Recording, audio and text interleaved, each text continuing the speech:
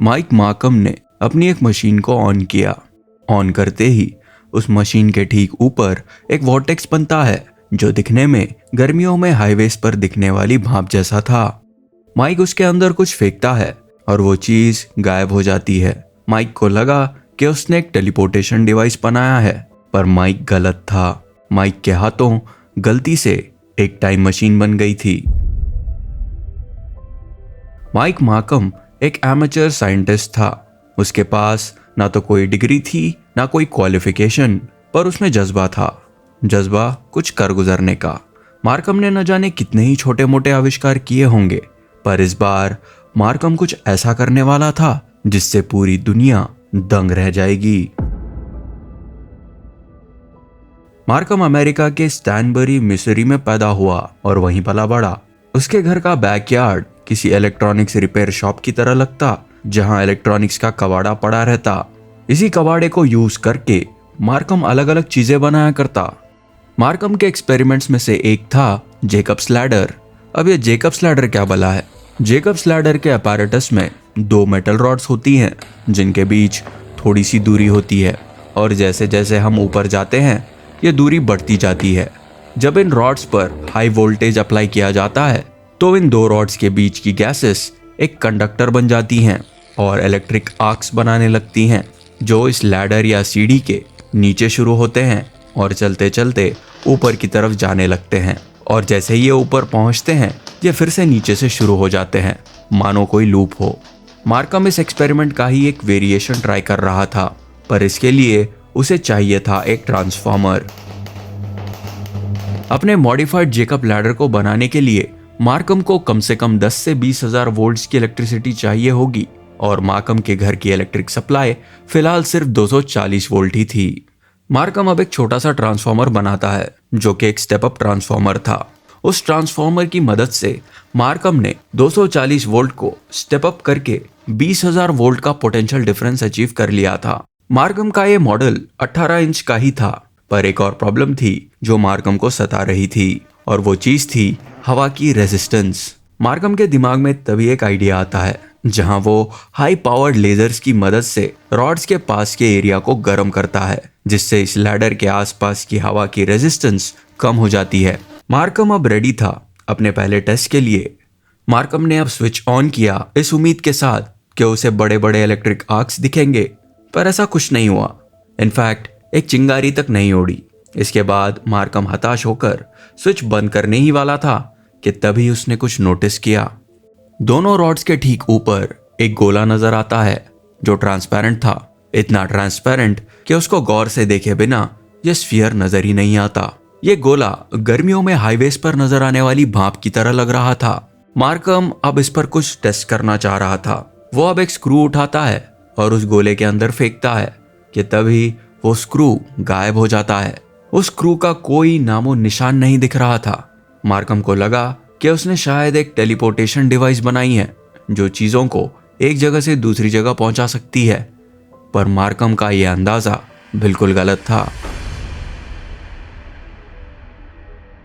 अब मार्कम ने इस एक्सपेरिमेंट को फिर से रिपीट करने की कोशिश की, पर ओवरलोड की वजह से टाइम मशीन का ट्रांसफॉर्मर जल गया। मार्कम को अब समझ आ गया था कि उसे क्या करना है। मार्कम ने पाया था कि जो भी चीजें गायब होती हैं थोड़ी देर बाद कहीं और प्रकट हो जाती हैं। मार्कम का प्लान यह था कि वो इस 18 इंच के मॉडल को 8 फीट तक स्केल करना चाह रहा था, ताकि और ज्यादा बड़ी चीजों को इस मशीन के अंदर से गुजारा जा सके। यहाँ तक कि मार्कम खुद भी इस मशीन के अंदर जाना चाह रहा था। मार्कम के सामने अब एक बहुत ही बड़ी चुनौती थी। मार्कम के पास बड़े कंडक्टर्स भी थे और बड़े लेजर्स भी, पर मार्कम की प्रॉब्लम थी बिजली। इस बड़ी टाइम मशीन के लिए मार्कम को ज्यादा बिजली चाहिए थी, स्पेसिफिकली वोल्टेज। पिछली बार मार्कम ने 20,000 वोल्ट का इस्तेमाल किया जो उसके छोटे ट्रांसफॉर्मर से आराम से अचीव हो गया, पर इस बार मार्कम को कम से कम 50,000 वोल्ट आराम से संभाल सकने वाला ट्रांसफॉर्मर चाहिए था। ऐसे ट्रांसफॉर्मर्स गवर्नमेंट यूज करती है वोल्टेज को स्टेप डाउन करने के लिए। मार्कम के दिमाग में तभी एक आइडिया आता है जो गैर कानूनी था। मार्कम ने उसके घर के पास ही मौजूद एक पुराने पावर स्टेशन से एक पुराना ट्रांसफॉर्मर अपने दोस्तों की मदद से चुरा लिया। मार्कम को तब अंदाजा भी नहीं था कि इसका नतीजा क्या होगा। मार्कम ने अब इन नए बड़े ट्रांसफॉर्मर्स की मदद से एक नई टाइम मशीन बना ली जो 8 फीट लंबी थी। ये मशीन 70,000 वोल्ट पर चल रही थी। मार्कम पावर ऑन करता है और बूम, एक ही बड़े स्पार्क के साथ मार्कम के कॉलोनी की सारी लाइट उड़ जाती है। इससे मार्कम और उसके दोस्तों में हड़कंप मच जाता है। मार्कम ऐसे ही 3-4 बार और ट्राई करता है और हर बार आसपास के इलाके की बिजली चली जाती। मार्कम अब वापस से मशीन को रीडिजाइन करता है और कुछ चेंजेस के साथ वो इस मशीन को स्टेबल बनाने में कामयाब हो जाता है। इस बार जब मार्कम मशीन ऑन करता है तो ये मशीन अब ठीक ठाक काम करती है और पिछली बार की ही तरह इसके ऊपर एक वर्म होल खुल जाता है। मार्कम अब डिसाइड करता है कि वो इस वर्म होल में अपना सोफा डाल देगा, पर उसे ये नहीं पता था कि उसके सोफे पर उसकी बिल्ली भी मौजूद थी जो सो रही थी। मार्कम ने ये बिना देखे ही अपने सोफे को वर्म होल के आर पार कर दिया और वो सोफा बिल्ली समेत गायब हो गया। आज भी किसी को नहीं पता कि वो सोफा और उस बिल्ली का क्या हुआ। मार्कम इस चीज को प्रोसेस कर ही रहा था कि तभी उसके दरवाजे पर कोई दस्तक देता है। मार्कम दरवाजा खोलता है और उसके सामने 8 पुलिस वाले खड़े थे, वो भी सर्च वारंट के साथ। जल्दी ये पुलिस वाले समझ जाते हैं कि मार्कम ने अपने इस एक्सपेरिमेंट के लिए ट्रांसफॉर्मर्स चुराए हैं, पर पुलिस वाले ट्रांसफॉर्मर ढूंढने नहीं आए थे। पुलिस वहां इसलिए आई थी क्योंकि मार्कम के पड़ोसी ने उसकी मुखबिरी कर दी थी। उसने पुलिस को बता दिया था कि मार्कम अपने गैराज में कुछ बना रहा है जो बहुत खतरनाक लग रहा है। मार्कम ने पुलिस को बहुत समझाने की कोशिश की, पर पुलिस ने मार्कम की एक नहीं सुनी और मार्कम को 2 महीने की जेल हो गई।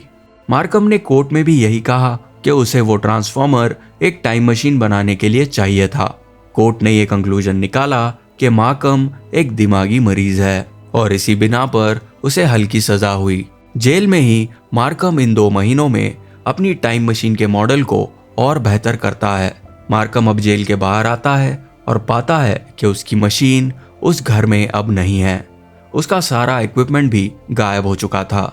यहाँ तक कि मार्कम का घर मालिक भी उससे नाराज था, इसलिए उसने उसे घर से निकाल दिया। मार्कम अब बहुत हताश हो चुका था कि तभी एक चमत्कार होता है। मार्कम की स्टोरी लोकल मीडिया तक पहुंचती है और वो मार्कम और उसकी टाइम मशीन को कवर करते हैं। यूनिवर्सिटी ऑफ मिजोरी के फिजिक्स डिपार्टमेंट के चेयरमैन ने मीडिया को बताया कि मार्कम कोई पागल आदमी नहीं है, उसके टाइम मशीन के मॉडल्स बिल्कुल सटीक हैं। उन्होंने कहा कि ये आदमी एक जीनियस है और उसे उसकी रिसर्च करने दी जानी चाहिए। इस किस्से के बाद ये न्यूज़ लोकल से नेशनल बन जाती है, जहां अब अमेरिका के कोने कोने में मार्कम एक जाना माना नाम बन चुका था और उसे अमेरिकन्स ने एक निकनेम भी दिया था, मैडमैन माइक। ऐसे ही ये बात उड़ते उड़ते अमेरिका के सबसे बड़े कल्चरल आइकॉन्स में से एक, जिनका नाम आर्ट बेल था, उन तक पहुंचती है। और अब आर्ट बेल, जो अमेरिका के सबसे फेमस रेडियो शो के होस्ट थे, उन्होंने माइक मार्कम को अपने शो पर बुलाया। हेलो दोस्तों, स्वागत है आपका कोस्ट टू कोस्ट एएम पर और मैं हूं आपका होस्ट आर्ट बेल। आज के ब्रॉडकास्ट में हमारे साथ एक बहुत ही खास शख्सियत जुड़ने वाली है, जिनका नाम है माइक मार्कम या मैडमैन माइक। इनका दावा है कि इन्होंने एक टाइम मशीन बना ली है। तो माइक, कैसे हैं आप? मैं ठीक हूं आर्ट, धन्यवाद मुझे अपने शो पर बुलाने के लिए।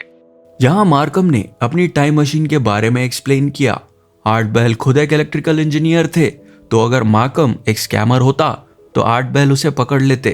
इमेजिन करिए कि आपके ट्रांसफार्मर के प्राइमरी कॉइल में 400 टर्न है और सेकेंडरी कॉइल में है 4000 टर्न। इससे आप आपके वोल्टेज को 10 गुना बढ़ा सकते हैं। मैंने अपनी मशीन में स्क्वायर वेव्स यूज किए ताकि ड्यूटी साइकिल को आसानी से कंट्रोल किया जा सके। और आपको तो पता ही होगा कि मेगावाट्स हैंडल करना बहुत मुश्किल होता है। अगर तुम स्क्वायर वेव्स यूज कर रहे थे तो दूर दूर तक सारे हैम ऑपरेटर्स ने तुम्हें सुन लिया होगा, हो सकता है। मार्कम को सुन के तो ऐसा बिल्कुल भी नहीं लग रहा था कि ये कोई पागल था। इनफैक्ट मार्कम तो बहुत ही सीधा और जेन्युइन आदमी लग रहा था। उस रात लाखों लोगों ने मार्कम को आर्ट बेल के शो पर सुना। देखते ही देखते आर्ट बेल के फैंस ने मार्कम की मदद करने के लिए उसे पैसे, प्रॉपर्टी और इक्विपमेंट दिलवाया। मार्कम का सपना अब आखिर पूरा होने वाला था। मार्कम अब कुछ फिजिसिस्ट से मिलता है और अपने मॉडल्स में कुछ और चेंजेस करता है। इन फिजिसिस्ट में से एक ने मार्कम को रोटेटिंग इलेक्ट्रोमैग्नेट्स यूज करने को बोला ताकि टाइम मशीन को आसानी से कंट्रोल किया जा सके। अब एक सुनसान वेयरहाउस में मार्कम अपनी 11 फीट लंबी टाइम मशीन बनाने में लग जाता है। इस मशीन को पावर करने के लिए 20 लाख वोल्ट लगने वाले थे। टाइम मशीन को बनाने के लिए मार्कम को 1 साल लगा, पर उसने कर दिखाया, एक एक्चुअल टाइम मशीन जिसे इंसान यूज कर सके। इसके बाद मार्कम का क्या हुआ किसी को नहीं पता। 18 साल बाद एक दिन कोस्ट टू कोस्ट के एक एपिसोड में आर्ट को एक कॉल आता है। ये आवाज जानी पहचानी थी। आर्ट ने तुरंत ही मार्कम को पहचान लिया। मुझे सीरियसली लगा था कि या तो तुम टाइम ट्रैवल करके आगे बढ़ लिए या सीधा ही ऊपर निकल लिए। माइक के शो पर जितने भी टाइम ट्रैवलर्स आए थे, जैसे टीटोर या एंडरसन, सभी का अभी कोई नामो निशान तक नहीं है। पर तुम वापस आते हो, वो भी 18 साल बाद। क्या हुआ था माइक? तुम ठीक हो? माइक ने आर्ट को बताया। आर्ट, आपको तो पता ही था कि मैं एक टाइम मशीन बना रहा था। फाइनली मैंने घूमने वाले इलेक्ट्रोमैग्नेट्स का यूज करके एक रोटेटिंग प्लाज्मा चेंबर बनाया। वैसे ये सिस्टम स्टेबल नहीं था। इसको स्टेबल करने के लिए मुझे और थोड़ा टाइम लगा, तो मैंने कर ली। फाइनली मार्कम ने 3 मिलियन यानी 30 लाख वोल्ट्स के वोल्टेज पर चलने वाली मशीन बना ली और एक रात मार्कम ने वो कर दिया जिसका सब बेसब्री से इंतजार कर रहे थे। मार्कम उस वोर्टेक्स में कूद गया और बूम, मार्कम गायब। माइक मार्कम का अब कोई भी नामो निशान नहीं था। माइक के साथ काम करने वाले भी इससे शॉक हो गए और ये रिसर्च वहीं रुक गई। इस एक्सपेरिमेंट को 15 लोगों ने अपनी आंखों से देखा था। मार्कम जैसे ही उस मशीन में घुसा, वो गायब हुआ और पहुंचा अपनी ओरिजिनल साइट से 1300 किलोमीटर दूर फेयरफील्ड, ओहायो में। मार्कम की याददाश्त टेम्पररीली मिट चुकी थी, पर धीरे धीरे मार्कम को सब याद आने लगता है और वो अब ये पाता है कि वो 2 साल फ्यूचर में आ चुका है। जैसे तैसे मार्कम वापस अपने ओवरलैंड पार्क के वेयरहाउस पहुंचता है तो वहां से सब कुछ हटा दिया गया था। अब उस वेयरहाउस का ओनर भी कोई और था।